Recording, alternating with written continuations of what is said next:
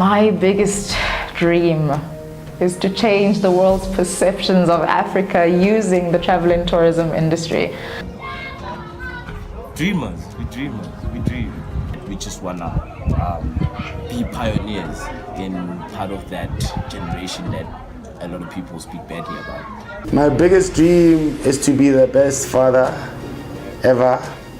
Before we talk about business, I know this is business, but my biggest dream is to actually see my brand grow, not only as a service, but also as a product. The vision is to actually help even more people in terms of being able to employ 20 people or 50 people. So our vision is basically to give an identity to the whole country while also representing different traditional cultures and street subcultures. Changing like the status quo, bringing back the Africa pride, because what we need to do is for our people to be proud of who they are and where they come from. We're trying to export that to the world so that like the global scene can know what Africa is about. And first and foremost is to get our people wearing a rancho all across SA.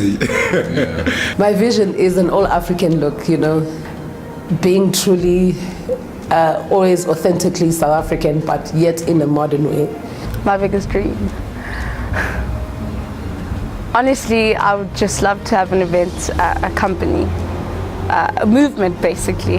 My dream is always to develop a business here. I'm a social entrepreneur and I love business in any way. I have different businesses in different places, but I prefer to develop this township, Alexandra. I want to be also one of the best local designers, like Makosa wear, like Latuma is doing, and then he's actually selling like his clothes now in the airports in the biggest cities of the country. So that is my plan. I want to go like all over the South Africa and do like events into all the townships and also bring back to the poor communities. That's my plan. I want to have some tour guiders from the township. As you know that the townships, the only thing that people like the headline about is that the crime, and also like the people there and also focus on doing productive stuff. So then I want to take people from the township where they can take guests around and also show them the places as what I'm doing right now. You see, that's the way that I'm trying to give back to the community.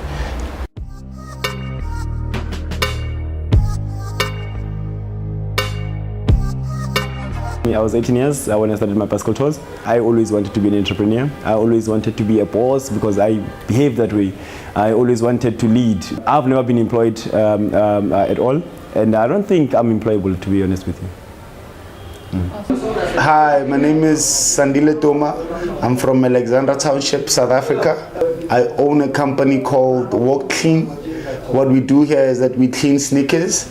Not only do we clean sneakers, we sell ice cream.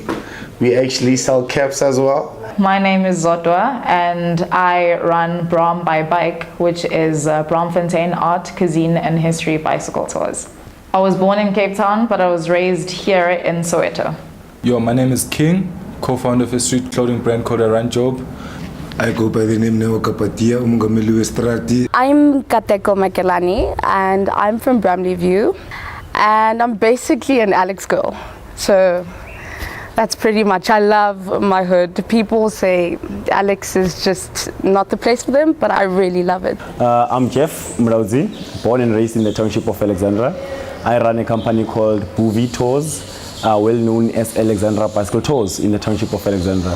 We give bicycle and walking tours which concentrate mostly on the history, the culture and the lifestyle of the township. It's a very beautiful experience for a lot of people. We've been doing it for 8 years now. It's been a very big pleasure to host different people. Hi, my name is Yolanda. I'm originally from Cape Town. I've been living in Joburg for the past 20 years. I grew up in, I'm born Gwalanga, which is one of the oldest townships that are in Cape Town. And when I was 15, my mother moved to Khayelitsha, and I grew up there. Hi, my name is Kolegile and my name is Plachi. So I live with my parents. They're in the township of Kailita. I also have a tourist company. So I'm a tour guide actually. They take people to the township so that they can experience the life of the township. My name is David Madijino, and I am the communication strategist for 97 Entertainment, and this is my friend. My name is Linda Matitibalu. I'm a co-founder of 97 Entertainment.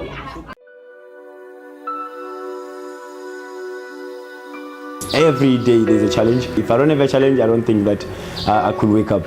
I'm dyslexic, so it was very difficult for me to go to school. Of course, being raised in the township of Alexandra with a lot of things that are challenging. For example, the basic things like food, that you have to think of exactly what you're going to eat on that day. It doesn't give you a mind to think of your future in particular.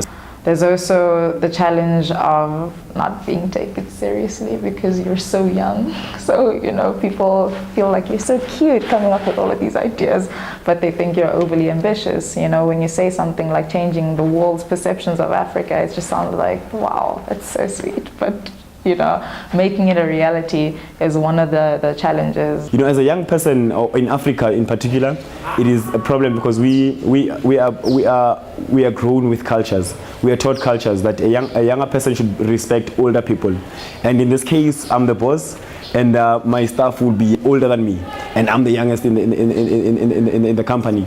So it will be a very big problem to tell an older person what to do, as the culture will say, you listen as a younger person, and the older people should be the one who are basically talking. The other challenge is really getting myself to get to do things, you know.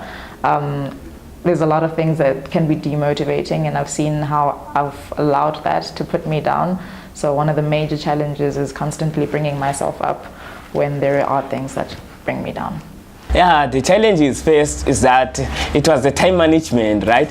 Because I do like lots of stuff, you know. I need to go at work, I need to go and design, and maybe someone would want to have a dress, and then I need to, maybe it's only me who can design that kind of a dress, and then I still need to be at work. But now I've managed my time very well. And then also another thing, it was a startup capital, you know. I couldn't have the startup capital to go on and purchase all of these things. So then I was struggling, and then my mother gave me some little money, and then I was able to do that, and then also the money gave back to her. I need sponsorship. You know, such a business is not a business that I can be able to move alone. Looking at even bigger brands, you find that they actually combine with other businesses, that they need to help each other to actually grow to whatever they need. I'd say capital. Getting money is one of the biggest challenges. Finding people who actually believe in you, because you've got nothing, you're starting from scratch. That's a major challenge. But then, yeah, especially because that it's an alcohol and party-based thing, and we have old people who are against that whole vibe. So you know, like, getting funding or support locally is a bit tricky, so we have to do it ourselves, find ways to create cash and then invest it in the business. Also, like access to markets and platforms. We would love to go to different countries, you know, just to showcase what we have in South Africa. We also, like, maybe if we could get like shelving space in different countries and different states, then it makes it much easier for us to grow the footprint. And also a young marketing budget, so that we can be in a position to buy a billboard if you need to buy a billboard, or to shoot a TV commercial if you want to have a TV commercial. I mean, the challenges are pretty much what every other business is struggling for. Your criminals, I mean, I need my security upgrade. The crime.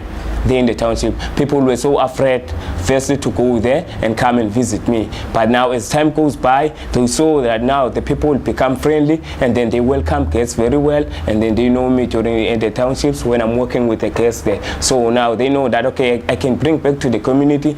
Given the fact that we jumped into the entrepreneurship journey fresh from varsity, we didn't have any money because we never worked elsewhere, and we had to, you know, whatever money that we had saved up to start the brand, we had to use that. So right now it's pretty difficult for us to actually make a comfortable living out of the brand, but as soon as things fall into place, like us getting investors would like help us like take the brand to the next level, that would make it a little much easier in terms of us living off the brand, and us also giving back to our people in terms of creating employment, and as well as bringing our people on board in terms of them helping us changing the status quo, because we're doing this brand for the people, and the people as well, when they purchasing, supporting the brand, they're giving life to our dreams and our vision.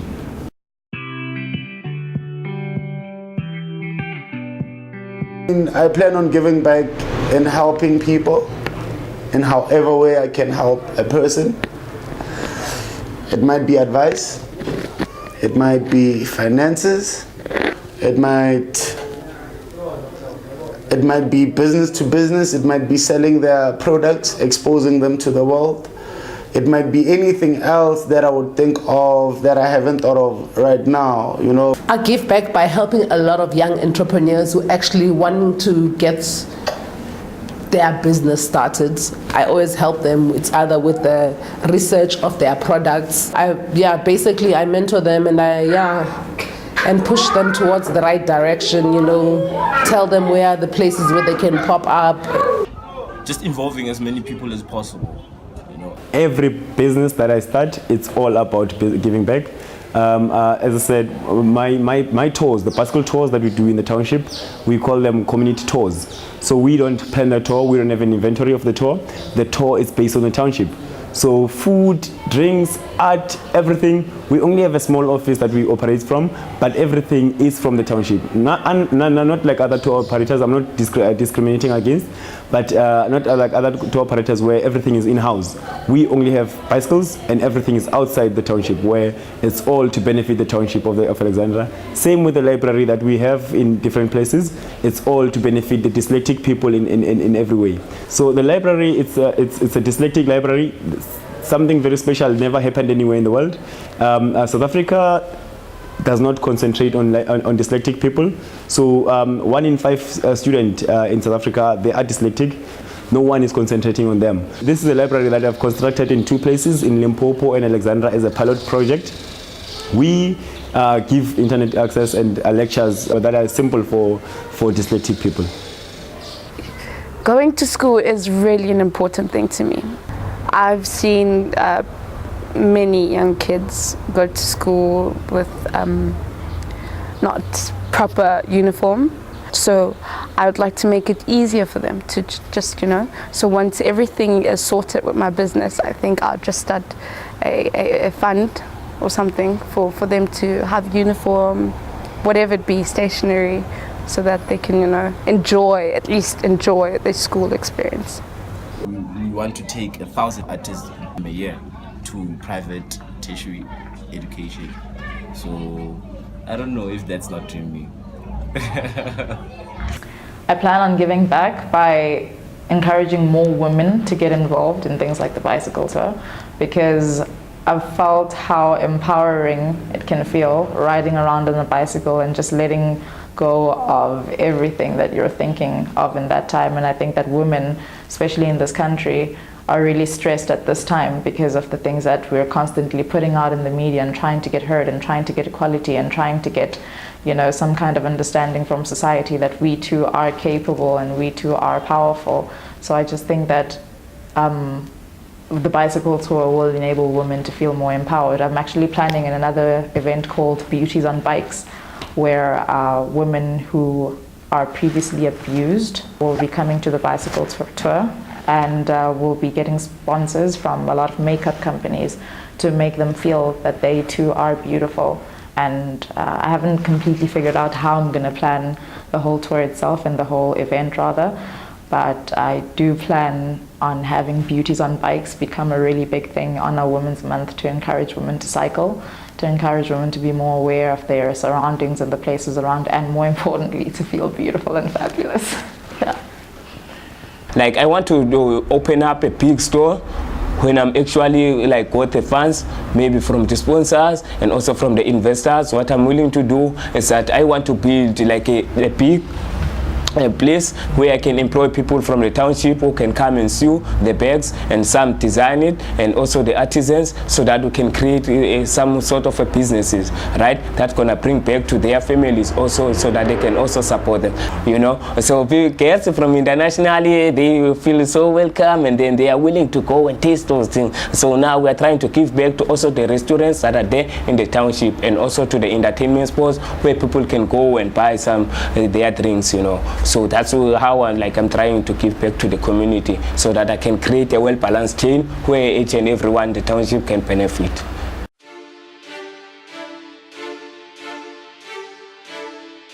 One thing that I can tell a young kid sitting from wherever in the world, trying to be an entrepreneur or trying to be a designer, go out there and do it, because effort is for free.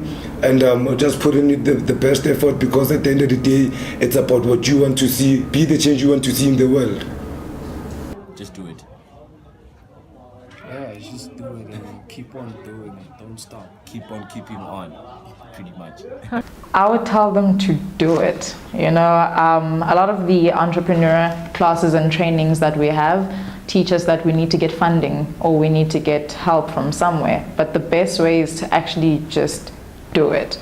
And you know, whatever the idea is that you have, there is a way that you can put it out there and make it happen first before you get funding or before you get support or things like that. If you're really passionate about something and you really think it can work, you need to make sure that it happens, because a lot of the time our ideas go lost. And I've seen, for example, a really bad film, and if you look at the credits, there was like 1,000 people involved in doing it, because someone had an idea and they made it happen. Even though it was a terrible idea, they made it happen. So if terrible ideas can get out there and they can be successful, what more with your good ideas? So if you do have a good idea, just do it and put it out there, make it happen.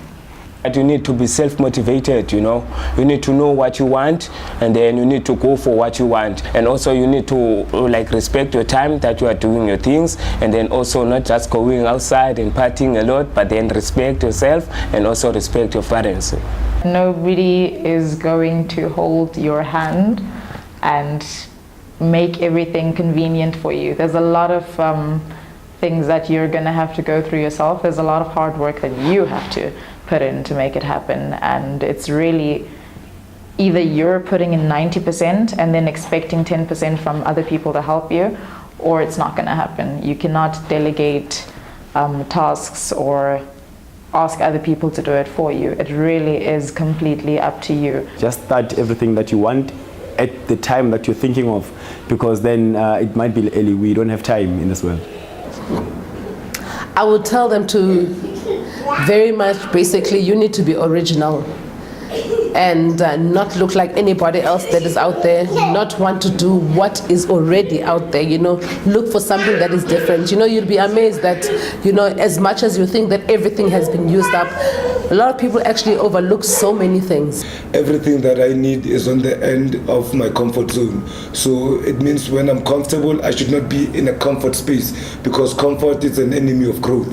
So one thing that I've learned is that I should not be comfortable in anything that I do. Once I get too comfortable, I need to challenge myself. Basically, follow your gut, listen to your heart as well. Take time to think. To talk to yourself, even if it's whatever. Talk to yourself, listen to your heart, and I'm sure your heart will take you where you would be happy. So yeah, that's my message to you guys.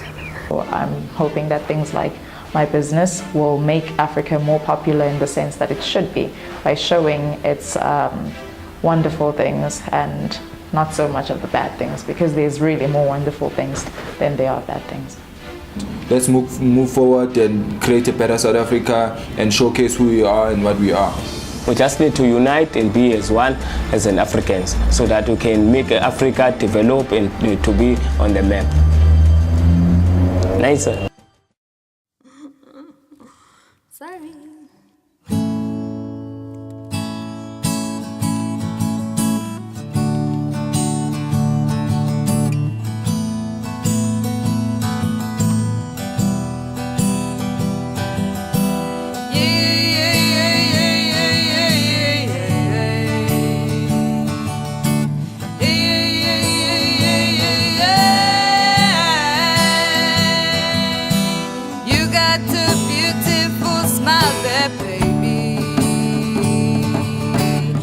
Got a beautiful smile.